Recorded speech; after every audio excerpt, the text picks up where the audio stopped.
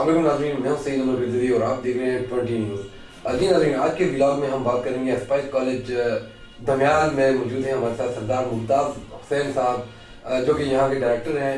आइए इनसे जानते हैं कि इस वक्त जो मुल्क में कोरोना की संगीनी है, कोरोना ज़्यादा हालात हैं इस मुल्क में, और उसके बावजूद जो कि हुकूमत की तरफ से भी स्कूल कॉलेज भी बंद किए गए। जिस अरसे में स्कूल खुलेंगे, जब हुकूमत के स्कूल खोलेगी उस वक्त ये कोरोना वायरस को लेके क्या SOPs पे अमल दरामद कराया जाए, क्योंकि हमने यहाँ पे स्कूल का विजिट किया, हमने बहुत खूबसूरत चीज़ें देखी कि यहाँ पे इन्होंने जगह जगह पे अवेयरनेस लगाई हुई है। डेंगू वायरस हो, कोरोना वायरस हो या कोई भी वबा से हिफाजती इक़दाम के लिए ऑलरेडी यहाँ पे नोटिस लगे हुए हैं, नोटिस बोर्ड लगे हुए हैं। और फिर तलबा तलबात जो यहाँ पे पढ़ने के लिए आते हैं, इल्म की दौलत से मुस्तफ़ीद होने के लिए आते हैं, उस हवाले से उनके लिए बड़ा खूबसूरत इंतजाम किया गया है। मज़ीद गुफ्तगू सुनते हैं सरदार मुमताज़ हुसैन साहब से। जी मुमताज़ हुसैन साहब, बताइएगा कि जो इस वक्त सबसे मोहलक वायरस इस वक्त पूरी दुनिया को खा रहा है और हिंदुस्तान की सूरत हाल आपके सामने है जी, तो आपके अपने जो कॉलेज है यहाँ पे स्पाइस कॉलेज, इसका आपने किस अंदाज में SOP का वो किया, सैनिटाइजर के हवाले से, मास्क के हवाले से क्या SOP? जी वैसे तो मैं सबसे पहले मैं इसको क्रिटिसाइज़ करूँगा कि गवर्नमेंट ने स्कूल कॉलेजेस बंद कर दिए हैं और यही बच्चे मार्केट में जाकर घूम रहे हैं। और मार्केट में आप देखेंगे किसी ने मास्क तक नहीं पहना हुआ, सैनिटाइजेशन नहीं है। लेकिन हमारे कॉलेजेस स्पेशली जो प्राइवेट सेक्टर के हैं बेचारे डरते हैं गवर्नमेंट से, तो उन्होंने आप जब इंटर हुए हैं तो आपने देखा होगा सैनिटाइज़र भी पड़े हुए हैं और सिक्योरिटी डिटेक्टर भी पड़े हुए हैं। ऊपर भी जैसा कि आपने पहले कहा कि हमारी सारी SOPs की हर फ्लोर के ऊपर लगाया हुआ है। और आपने क्लास में भी विज़िट किया है, सब ने मास्क पहने हुए हैं, सोशल डिस्टेंस भी रखा हुआ है, बिल्कुल बॉयज़ एंड गर्ल्स सेपरेट है। अब एक और चीज़ है कि गवर्नमेंट ने कॉलेजेस और स्कूल को इस सेक्टर को तबाह करने के लिए ये बंद किए हुए हैं। बाकी बाज़ार खुले हुए हैं और यही बच्चे मोटरसाइकिल उठाते हैं और बाज़ार में चले जाते हैं, मार्केटों में चले जाते हैं, वहाँ पर कोई कंट्रोल नहीं है। लेकिन स्कूल में कंट्रोल था, कॉलेज में कंट्रोल था, लेकिन गवर्नमेंट ऊपर वो अरशाख पे उल्लू बैठा है, अंजाम गुलिस्तान क्या होगा वो वाली बात है। अब दूसरी तरफ आते हैं कि कोरोना है क्या और क्या हमने इसके साथ कब तक रहना है। देखिए जी, जिस तरह पाकिस्तान के हालात हैं और आपने तवज्जो मबज़ूल करवाई है इंडिया की तरफ, इंडिया हमसे मेडिकल में 100 साल आगे हैं, हम बहुत पीछे हैं। लेकिन अल्लाह का हमारे ऊपर करम है कि हम चलो मुसलमान हैं, 5 वक्त वज़ू करके नमाज़ पढ़ लेते हैं, तो अल्लाह ने बचाया हुआ है। लेकिन ये कोरोना के साथ हमको 4-5 साल रहना पड़ेगा।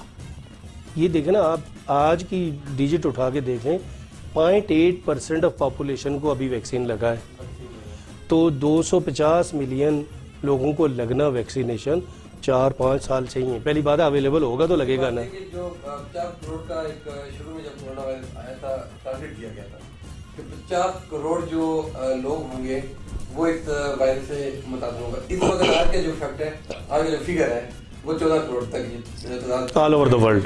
तब मजीद 50 को कवर करने के लिए 3-4 साल तो कम करने इन्होंने में ये वैक्सीन का अमल भी जारी रखेंगे और इंटरनेशनली गेम है। तो इस सूरत में अभी यहाँ पे सवाल ये पैदा होता है कि आप क्या समझते हैं कि ये जो गाड़ियों की रशें लगी हुई हैं, अभी आपने बड़ी खूबसूरत पॉइंट उठाया कि यही बच्चे जाके मार्केट में घूमते हैं, वहाँ भी इनको कोरोना कुछ अटैक नहीं करता, वहाँ भी तो SOPs पे अमल दरामद करवाया नहीं जा रहा, बगैर मास्क के भी लोग घूम रहे हैं, बगैर एहतियाती तदबीर के लोग घूम रहे हैं। तो क्या ऐसा आपके नज़र में क्या आइडिया होगा कि स्कूल कॉलेजेस भी चलते रहें सही और इस पे भी अमल दरामद करवाया जाता रहे? इसके लिए आपके पास क्या पॉलिसी है? देखें, जो डेवलप नेशन है ना, उन्होंने 4-5 सेक्टर डिक्लेयर किए और उस पर कोई कंप्रोमाइज़ नहीं किया। मैं आपको थाईलैंड की एग्जांपल दूं।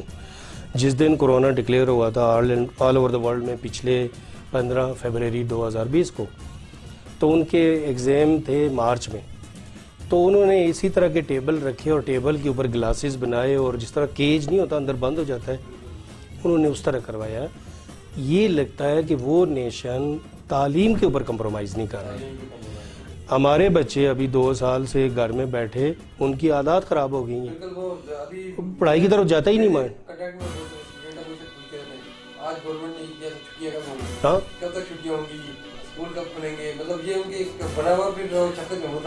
टॉप ट्रेंड में जाता है कि अल्लाह शफकत महमूद को और जज़ाए खैर दे कि छुट्टियाँ ही दी जा रही हैं बच्चों का गुजारा था।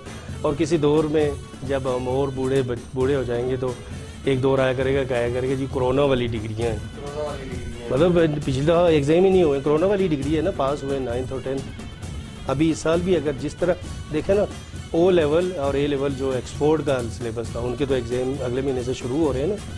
और क्योंकि यूके करगलम है, उन्होंने कहा जी हमने कोई कंप्रोमाइज़ नहीं करना, हमने पेपर लेना है। हम पाकिस्तान है, अभी मैं आज बता रहा था, हमारे वाइस प्रिंसिपल बता रहे थे, कोई बात कर रहे हैं जी कि अक्टूबर नवंबर तक एग्ज़ाम लेके जा रहे। मैंने कहा यार ये अकल के अंधे, भाई किसने देखा कि नवंबर अक्टूबर में कोरोना ख़त्म हो जाएगा? ये कोरोना 4-5 साल रहना है, इसके साथ एडजस्ट हमने अपने पैटर्न के मुताबिक करना है। SOPs का ख्याल रखें, यहाँ से बच्चे घर जाएं, जो भी मुंह हाथ धो के अंदर दाखिल हों और घर में रहें, उसके बाद पढ़ें और वापस इधर आएँ। तो मार्केट में जाएंगे तो वहाँ से देखें ना कितना रश होता है। अभी आप गुजर कर आए हैं, ये दमियाल की रोडों पर कितना रश है। तो यहाँ पर हमारा डिस्टेंस, सोशल डिस्टेंस भी है, हर लिहाज से SOPs का है, सैनिटाइज़र है, हर चीज़ है, मास्क के बगैर अंदर नहीं आने दे रहे हैं। तो ऐसा मार्केट किसी में 1% भी नहीं हो रहा, जो कॉलेज स्कूल में 100% हो रहा है। तो देख लें ये गवर्नमेंट सीरियस नहीं है। वही मैं बात शुरू हुई थी कि 3-4 सेक्टर जो टोटल इंटरनेशनल लोगों ने उसको हाईलाइट किया कि इन पर कंप्रोमाइज़ नहीं करेंगे। एक एजुकेशन है, एक बिज़नेस है। सॉरी, मैं आपको एक एग्जांपल दूं, उसी तरह आपको आपके रूल सेट होने चाहिए ना सर जी। देखें आप जा रहे हैं रोड पर, फॉर एग्जांपल यहाँ से बलोच जा रहे हैं, आप नीचे वाले रास्ते पर जा रहे हैं, ऊपर वाले जा रहे हैं, तो आपकी प्रायोरिटी सेट होगी। आपको पता है कि नीचे वाले रास्ते में जाने के लिए कहाँ गाड़ी स्लो करनी है और कहाँ अच्छी रोड है, आपको पता है ना।